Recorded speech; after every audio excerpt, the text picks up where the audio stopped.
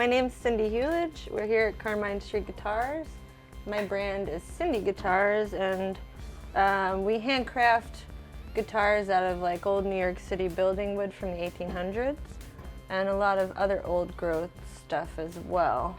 But we get a lot of the New York City stuff from places like the Chelsea Hotel, Chumley's, McSorley's, John's Pizza, Jim Jarmusch's Loft, all kinds of stuff. Let's see, where do I go from there? How did you get started making guitars? Do you play? I do play. I'm a bit more of a woodchuck now, but Johnny, my husband Johnny, and I have started a project, a duo thing now called the Suspect Chart. So I'm starting to play again, but I did grow up with it, with playing guitar. My father was a player for about 40 years, and that's kind of how I really got into it. But then during high school, I was following what Rick was doing on the Gear Page, Marshall forums, and all that stuff.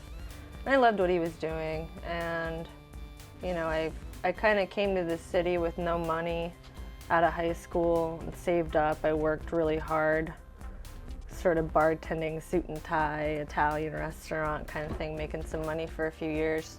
Got my own apartment, got laid off from there, got good unemployment for a year, and I just said, I don't want to work in art galleries on the side anymore, because I was always on the taking care of the artist part of it, the book part of it, which I wanted to be on the other side of it.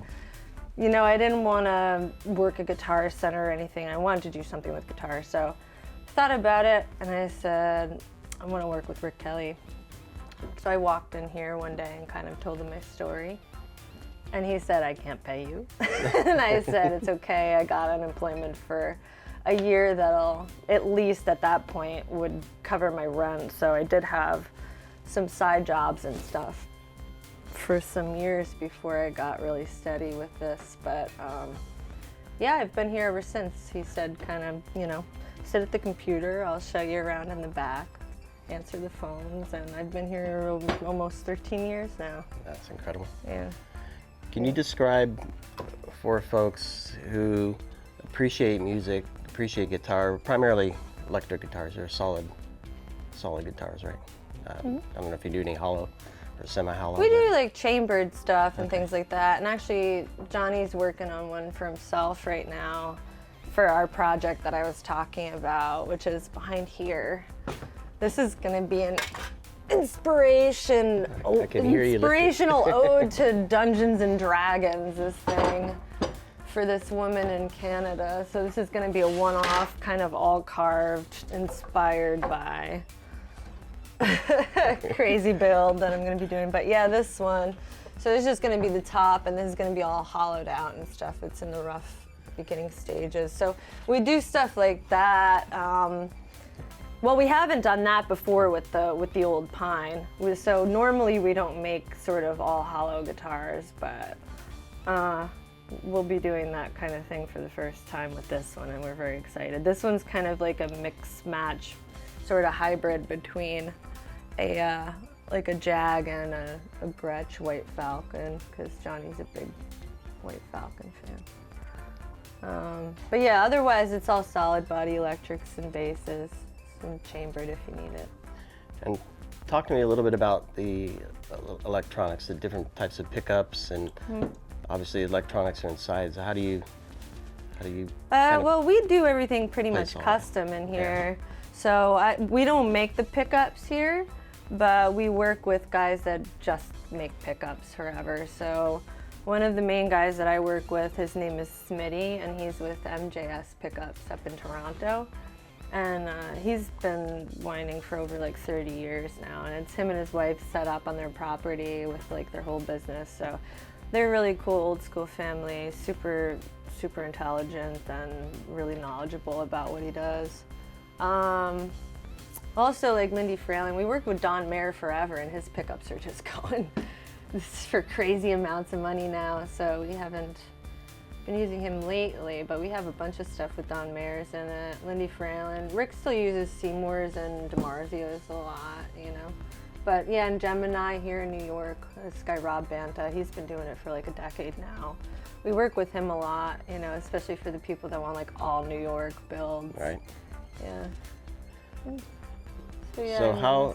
But yeah, everything's custom though. I get everything custom line for the custom builds. So I usually put people directly in touch with the pickup maker, and they go back and forth and say, okay, this is what I like, this is what I want, or can you do this? So Smitty does all kinds of crazy stuff. What are those decisions driven by? Certain sounds or what? All kinds of stuff. Yeah, I mean, I usually tell people if they don't know what they're kind of going for, because some people know exactly what they want, and then other people are like, I have no idea, I just love your work or whatever it is. So yeah, if they don't really know, I usually tell them to talk to whatever the pickup guy is, tell them, you know, the kind of music or favorite guitarist or what kind of sounds they're going for, and you know, they'll usually come up with a visual, and that's about it. Usually they have pretty good suggestions for people, and I've always had great luck with everybody I've worked with. They always sound great, so yeah, it's cool. You do, obviously 6-string, do you do bass as well? Mm-hmm. Okay. Yeah, we do basses. Yeah, I got a couple orders for 5 strings, I think, right now coming up. But yeah, we do 4 and 5 strings. Done a couple. So I'm super interested in the process. I don't know, you want to start with, you mentioned the wood. I think it was one of the draws for me here is kind of the history of where the wood comes from. But so these are old beams and parts of buildings. Yeah, so I mean, this building, for example, where you're standing right now, if you look up at the skylights and all this is actually the backyard here. So this building is 1827.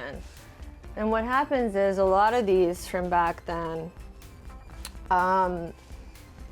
when they get older, just the ends of the beams will rot. And in these old buildings, it's every 16 inches, there's another, you know, roof raft or floor joist running across. And it's just the very ends, they'll take them out. But, you know, this wood for most of New York City, Brooklyn, the old buildings that are built out of this stuff, they're trees that grew for 500, 800, maybe even 1,000 years, and then were cut down, brought down the Hudson and the log runs, built all of New York City. And you know, with the wood being that old and then being indoors another 100 or 200 years throughout the seasonal changes here, through summers and winters, expanding and contracting, that's what really makes a difference. You know, in the sound, and especially with how these trees grow, pine trees, conifers, they don't have to reach through the canopy to get to the sun. They grow very straight and grain. So that's another reason why this stuff is great for instrument making if you want to work with all the nails and knots and dumpster diving or whatever you got to do to get it. How does the wood change the sound? Well, if you were to look at this stuff, what I'm saying is, like, with it growing so straight, on like a microscopic level, the grain structure is so straight, it opens up over time. It crystallizes all the molecules, and they open up like a bundle of straws. So it works really well with having the all pine bigger necks that were known, with no truss rod, with the pine on pine. It just fully just kind of opens for the vibrations and resonance. This stuff is a little warmer in tone, you know, compared to maybe maple. Maple's very bright. The pine overall, if you get one of these, they're very warm, but they're super chimey. They just ring out. They're really resonant. It's great stuff. It's different stuff to work with. And then we have a lot of other old growths that we do work with. So a lot of people kind of wonder, like, you don't put any truss rods in anything. No. It's just the 1 inch, like, classical thickness, Banerjee 45, 50s telly style, full inch thick neck, no truss rod, but quarter sawn, and you got to know how to work with, you know, the wood. That is a different story. You know, everything else that we work with here, skinnier necks, other woods, we always put truss rods in them. It's just a different story with this stuff. So, but yeah, we have 150-year-old hard rock maple. We got Gaboon ebony, Brazilian rosewood. It's all new old stocks, old stock stuff that Rick got, you know, back in the 70s at farm auctions and things like that. So, Paduke, zebrawood, oak, cedar, we got all kinds of stuff here. but it's nice that we get to work with all the really good old wood, because a lot of the stuff they're using now is really green and rubbery, even for the necks. Yeah. I see I was looking over here that a lot of the old beams from, I see Chelsea Hotel and yeah, it's a lot of the places. Yeah, we got to update that wall too. We recently got some beams out of John Lennon's first house on 105 Bank Street. We got John's Pizza. We got some wood right here on the corner. They were renovating right on Bedford over here in Carmine, so me and Johnny went over there. Took a couple beams out of the dumpster. But yeah, we get them from all over the city. And yeah, one of the cedar pieces that we got is one of the guys that owned where the new Google building is over here. And he actually brought some beams in of the water tower wood. It's one of the gray sort of drop horns that Rick made out there. You can see it out there. You'll know. I'll grab a shot of it. Totally different patina. It's just like, this stuff is just like it's all gray and white. It's a different type of, you know, because it's cedar, but this is mostly like yellow, white pine, Douglas fir sometimes if we get some of the neck wood in once in a while. But yeah, it was the stinkiest stuff to cut into, and it was just weird, but yeah. But yeah, it was water tower wood. I thought that was a really interesting trade. That is cool. Yeah. So it starts off two beams, is it? And you join them? Well, some of them are wide enough for one-piece bodies, actually. Like, if you look at those those really tall ones, the 3 of them there. Oh, right, yeah. Those are wide enough for one-piece bodies, I think. But a lot of them, you know, the actual 2x4s that they used to have and everything, you usually get like a piece off the same board, or if it's thick enough this way, we'll do like a book match where we open it up, kind of like that piece, although that's not the old pine, that's a different piece of some kind of black lace wood that I got for Rick a while ago. But yeah, so yeah, most of them are just center seamed, some of them are one piece, and some of them are book matched. So that's really, we do some other ones, you know, if it's rarer wood like McSorley's or something, where we'll sandwich a few pieces, so it's all different parts of this stuff, but from different places or different parts from the same building. But, yeah. So you use templates? Obviously, I'm assuming this is not a template, this one here.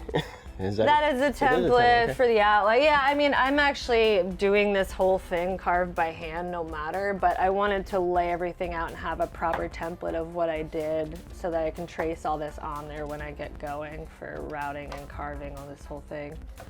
So, but yeah, normally, you know, like these are some of mine, but Rick's got like hundreds of them down here that he's made throughout the years. Oops. Oh, sorry. Yeah, I think they came unplugged. I stepped on it there. There we go. Are we good? Yeah. But yeah, they're all handmade. So for, you know, like one build, you might need anywhere from, I mean, maybe even just one or two templates up to maybe 7 or 8, depending on if you have things layered and routed different and stuff. So we hand make all these out of tempered masonite, like Leo Fender did back in the 50s. Yeah, and then everything is kind of, from there, pretty rough. We gotta pull all the nails. Like if you look at that nail box over there by the leather station, like these are some of the nails that we've pulled out of the boards. Back in the 1800s, they would, you know, make these solid iron square cut nails. And so what we do now is, you'll see some of them out there, you gotta ask Rick about it. We actually send these to Smitty up in Toronto, and he makes us custom pickups now. Out of the nails. We call them nail head pickups because they can work as the pole pieces because they're solid iron. Yeah, we call them nail head pickups, and the actual face of the pickup is the Chelsea Hotel wood and sometimes Trinity Church. So we're doing that for our custom stuff now too, which is nice. And then yeah, for finishing and stuff, like we hand mix the shellac. So we use denatured alcohol and shellac flakes. for people who don't know what shellac is, it's more of a natural finishing, closer to like a violin finish than something like a nitro or those really shiny, thick, plasticky, crappy finishes. Crappy. I mean, they're cool for certain things. I like them, but not for this stuff. I think that, you know, we like to use the natural finishes here because it kind of lets the wood breathe a little bit more. You know, shellac is made from the lac bug, so it works with the old characteristics and the old wood a little bit better, in our opinion, than covering it all in a thick plastic coating. Yeah, these are some of the scraps. We've been kind of just hand making little things out of stuff. So we've been doing like John's Pizza scraps from, like, you know, the necks or bodies that we cut out that are left over, or this is Chelsea Hotel wood that came out of there. So we've been hand wood burning stuff. Yeah, so basically, like, the wood starts out like this, right? Okay. Say you want to do half a telly body out of this. You pull the nails, and then you'll take the template and lay it out rough, right? So then you'll trace around this, flip it, other side on the other piece, and then you'll rough cut it like I did this piece, these two pieces, right? Right. And then we'll thickness this because this is too thick for what we want, especially if this cap's gonna go on this. So this is actually gonna be like a skim top back. And then this will be the front telly, which I didn't draw that shape on there yet. Right. So we'll actually cut a couple pieces, one piece off of here and one piece off of the other side, glue this up, and then glue these up on top of the front of it, get the body done. Then you rough cut it, which will bring you here basically, or here. Right. And then when you go to route, you'll attach your outline template, routing template, whatever you are, on the back of the piece. And then you come over here, bring this with us. Okay. And with this on the bottom of that wood, this bit will come down 1/8 of an inch every step you turn this with the pedal. The bit will come down 1/8 of an inch and cut all around. So you have the piece of wood here, it's bigger, right? Right. You just follow that around and this will cut the outline. That's how we do, you know, a lot of the pickup routing and all that. But it's all kind of done by hand, and then with the use of these old kind of cool machines. And then for this machine over here, this one's really cool too. Right. Come over that way, back where we were maybe. Okay. This is called a duplicarver, and this thing was originally for gun stocks and decoys. So if you look here and down there, there's those points down there. There's 3 of them on each side, right? And this wheel is actually a wheel that you can spin. So originally, before Rick added this table back in the 70s, 80s, you'd put your master template of whatever gun you were shaping here, all finished and carved, and then you could take this isn't moving right now, but you could take this, and the rough cuts here would have 2 cutters, and you could flip them all at the same time. It's kind of like, you know, a CNC in a way, but it's like the old school. So they used to do like ducks and gun stock. Yeah, stuff on here, the decoys and everything. And yeah, so we use this for the contours. So on offsets and you know, Strat style S models, we'll follow the contours on there if somebody wants a really traditional sort of thing. A lot of the time I'll just hand carve them by eye myself too. It's almost faster in my opinion, but. It's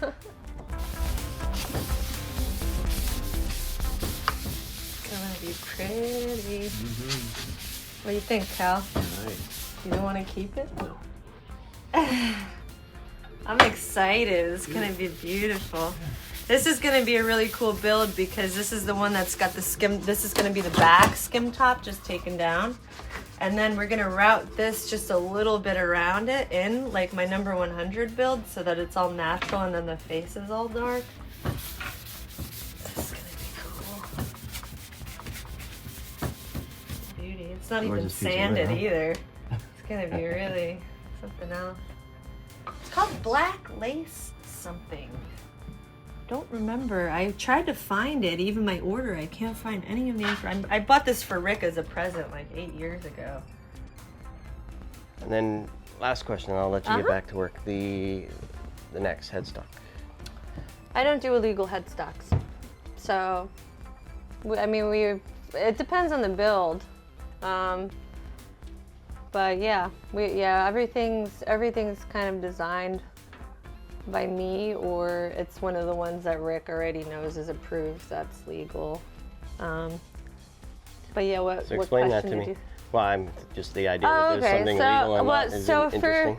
So for bigger companies, I mean, even saying like Telecaster, if you're making something, you're not allowed to use that word, right? That's why you hear like Model T or S model or whatever it is, right? But the shapes for the bodies, Fender don't have patented. That's why you see those a lot. Okay. So those don't have to be changed for those two, but Gibson's a different story. I don't know if the double cut is like good or not. I don't know, it's been back and forth, I think. But yeah, for the headstocks though, Fender headstocks are patented. So if you make those, it's not gonna be good. Probably, if they go after you, right? So yeah, I always tell people that, you know, I do my own headstock shapes and nobody's ever had an issue with it, you know? If they don't like one that I have available already, I'll work on designing something that, you know, they like. I've been building almost 13 years now here under Cindy Guitars, and I've never made one the same. Even the artwork, I don't duplicate stuff exactly on anything. If somebody sees something that I built or made that they like, I say, okay, I can do your own version. Right. Let's talk. So that's kind of a nice thing one too. Of a kind, yeah. You do inlays on them as well? We do all kinds of, we do inlays, yeah. The one out there in the front cabinet you should get a shot of because it's an S model, but the guy, it's his second Cindy, and he wanted the shop on the front all wood burned with me, Rick, Johnny, and our cat Dahlia in the doorway because we're like the Carmine Street Guitars band. He was kind of referencing like the Ramones against the Brick album covers. So he wanted us on this one for the face, and then the Brooklyn Bridge and like brass inlay on the neck. So that was a lot of work trying to figure that out. And yeah, Johnny hand cut the stanchions for it, and then I inlaid all the ropes. I got this like jeweler's wire that looked like rope to inlay, all brass, and then engraved it and everything for the detailing. So that one's out there. I'll grab a shot of that. Yeah, a bunch of stuff out there. Well, it's incredible.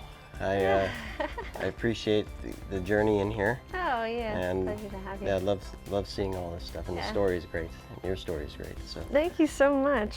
Thank you, Cindy. Appreciate and it. I'll grab Come by anytime. some shots and from all the gear out front as well. Awesome.